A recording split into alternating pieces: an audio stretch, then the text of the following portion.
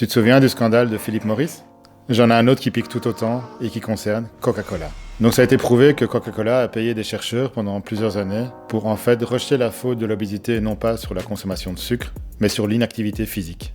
Donc ils ont largement sponsorisé l'organisation Global Energy Balance Network, fondée en 2014 et dissoute l'année suivante en 2015, et dont le but était exactement de prouver ça. Cela leur a valu d'ailleurs un Chunky Award, donc un prix attribué par le magazine australien Choice, qui a pour but de mettre en lumière les pratiques douteuses et malhonnêtes des entreprises. Donc il y a eu des fuites d'emails internes entre Coca-Cola et des chercheurs qui montrent que non seulement Coca-Cola voulait influencer les résultats, mais aussi masquer son soutien financier à ses chercheurs. Entre 2008 et 2016, Coca-Cola a sponsorisé presque 400 articles scientifiques, mais moins de 5% des auteurs de ces articles ont déclaré, comme ils doivent le faire légalement, qu'ils ont reçu un soutien financier de la part de l'entreprise, donc Coca-Cola.